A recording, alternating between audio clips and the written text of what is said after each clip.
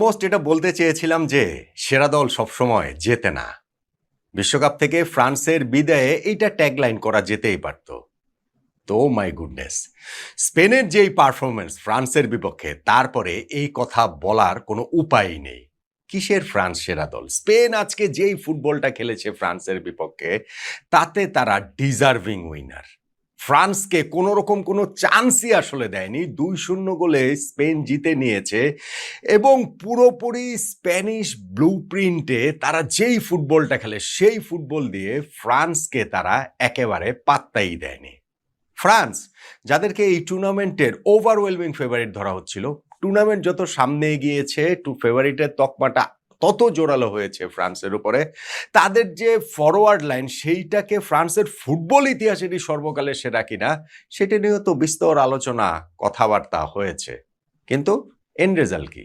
End result হচ্ছে গিয়ে সেমিফাইনালে হেরে তারা টুর্নামেন্ট থেকে বিদায় নিল। যেই ফ্রান্স 2018 বিশ্বকাপ চ্যাম্পিয়ন হয়েছিল, যেই ফ্রান্স 2022 বিশ্বকাপ ফাইনালে গিয়ে ওই রুদ্ধশ্বাস লড়াইয়ের পর আর্জেন্টিনার কাছে টাই ব্রেকারে গিয়ে হেরেছিল, সেই ফ্রান্স 2026 বিশ্বকাপের সেমিফাইনালে হেরে গেল স্পেনের কাছে। এবং সেইখানটাতে তাদেরকে দুর্ভাগা বলার কোনো উপায়ই নেই। বলার কোনো উপায় নেই যে ফ্রান্স এই ম্যাচটাতে হেরে গিয়েছে, কেননা তাদের পক্ষে ভাগ্য ছিল না, রেফারিং ডিসিশন ছিল না, বার পোস্টে বল লেগেছে। এইগুলো আসলে বলার কোনো উপায় নেই, কেন স্পেন তাদেরকে কোনো চান্সই দেয়নি। On the other hand, Spain গত 2টা ম্যাচে যেভাবে ফ্রান্সের বিপক্ষে জিতেছে, গত বছর নেশনস লিগের সেমিফাইনালে 5-4 গোলের জয়, তার আগের বছর ইউরোর সেমিফাইনালে 2-1 গোলের জয়, এবং এইবার হচ্ছে গিয়ে বিশ্বকাপের সেমিফাইনালেও তারা 2-0 গোলের ম্যাচ জিতলো। ফাইনালে উঠে গেল স্পেন, যেটা 2010 সালে যে তারা শিরোপা জিতেছিল তারপরে দ্বিতীয়বারের মতো স্পেনের ফুটবল হিস্ট্রিতে তারা ফাইনালে উঠে গেল। এখন স্পেন অপেক্ষায় থাকবে আর্জেন্টিনা নাকি ইংল্যান্ড, ফাইনালে তাদের প্রতিপক্ষ হবে কোন দল। তবে যেই ফুটবলটা তারা খেলেছে ফ্রান্সের বিপক্ষে, তাতে করে ফাইনালটাও যে তুমুল আত্মবিশ্বাসের সঙ্গে এই দেলা ফুয়েন্তের দল শুরু করবে, এই স্পেন শুরু করবে, সেটা বলাই যায়। দেখুন, টুর্নামেন্টের ওই শুরু থেকেই আমরা বলে আসছি, আমি না, এটা পৃথিবীর তাবৎ বিশেষজ্ঞই বলে আসছে যে এই ফ্রান্সকে যদি তারা তাদের এই গেমটা খেলে তাহলে ঠেকানোটা কঠিন, যে কোনো দলের জন্যই কঠিন। কিন্তু সেই এই গেমটা খেলতে না দেওয়াটাও তো একটা গেম। স্পেন এক্স্যাক্টলি সেই কাজটাই করেছে এবং তারা আউট অফ দ্য বক্স কিছু করেনি। তারা ওই পজিশন বেস ফুটবলই খেলেছে, তারা একেবারে নিজেদের পায়ে বল রেখেই ফুটবল খেলেছে। ফ্রান্সকে তারা অ্যাবসলুটলি কোনো চান্স দেয়নি এবং তারা যে ম্যাচের শুরুতে 20তম মিনিটে এগিয়ে গিয়েছে, ওইটা লুকাস দিনিয়ের একটা নির্বুদ্ধিতার কারণে। এতদিন ধরে খেলেন এইরকম অভিজ্ঞ ডিফেন্ডার, তিনি বল উপরে তুলে দিয়ে হাফ টার্নে সেটা কিক করতে যান, পেছনে যে লামিন ইয়ামাল ছুটে আসছেন এইটা তিনি খেয়াল করবেন না। এটা আসলে হয় না, এটা শিশু দোষ বলে। এবং তারপরে ওইটা যথারীতি যেটা হয়, ইয়ামাল যা শুধু বডিটাকে সামনে নিয়েছেন, ফলে তার গায়ে যখন লাথিটা মেরেছেন দিনে, এটা পেনাল্টি দেওয়া ছাড়া অন্য কোনো উপায় ছিল না।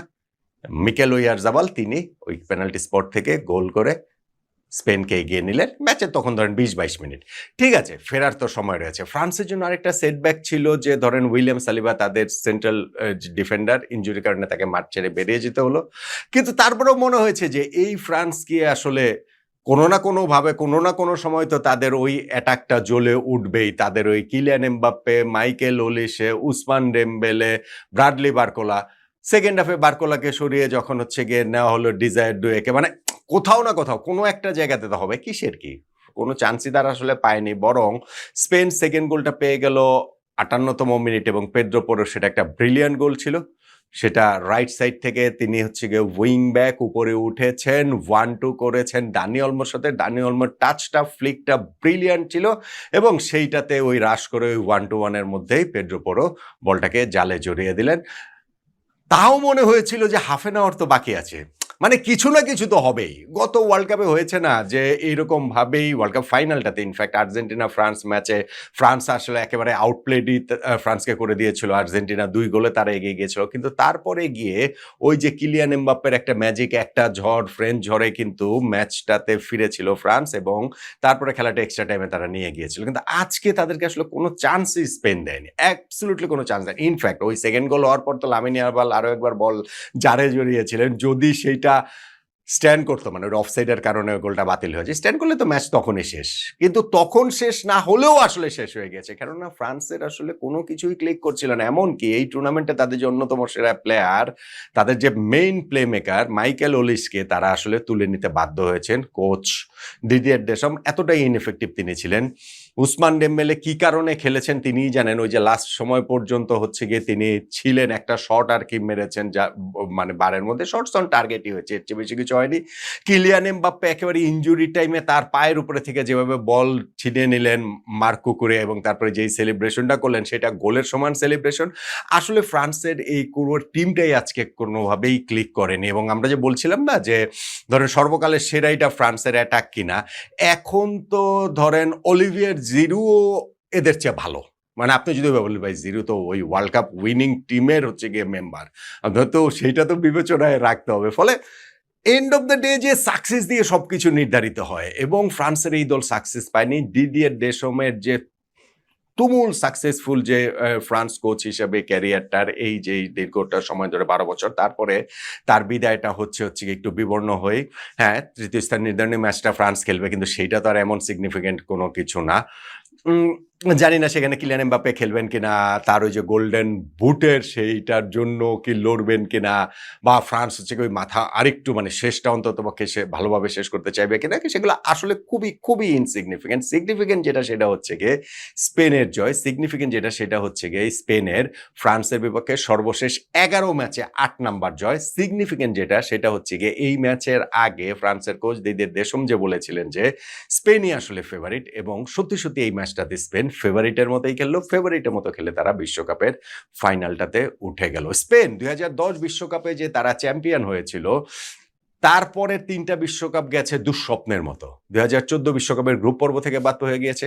2018 বিশ্বকাপে জাস্ট গ্রুপ পর্ব পেরোতে পেরেছিল, নকআউটের শুরুতেই তারা রাশিয়ার কাছে রাউন্ড অফ 16 হেরে বিদায় নিয়েছে।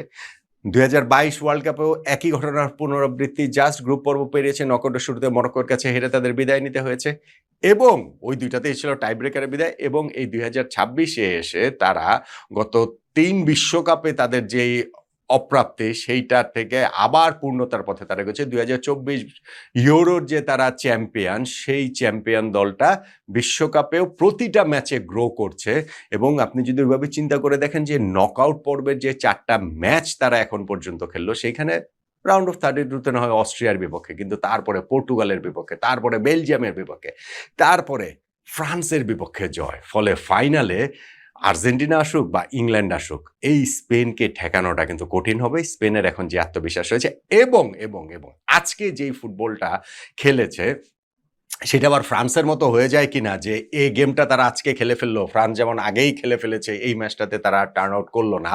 সো ওই রকম কোনো কিছু হয় কিনা আশঙ্কার জায়গায় রয়েছে। তবে আজকের মতো ওই ম্যাচ খেলতে পারলে ফাইনালে স্পেনের প্রতিপক্ষ যেই হোক না কেন, এই স্পেনকে থামানো দ্বিতীয় বিশ্বকাপ জয় থেকে ভীষণ ভীষণ ভীষণ রকমেরই কঠিন হবে। সেরা দল সবসময় শিরোপা জেতে না, বিশ্বকাপ জেতে না, এই ফ্রান্স সম্পর্কে ওই ট্যাগলাইনটা আসলে আর দেয়া যাচ্ছে না, কেননা আজকের ম্যাচটাতে তারা মোটেই সেরা দল ছিল না, এবং স্পেন তাদের মতো করে খেলেই ফ্রান্সের সম্ভাবনাটা শেষ করে দিয়েছে, উঠে গেছে বিশ্বকাপ ফাইনালে। এই স্পেনকে কে ঠেকাতে পারবে? আর্জেন্টিনা কিংবা ইংল্যান্ড, যেই দলে উঠুক না কেন ফাইনালে।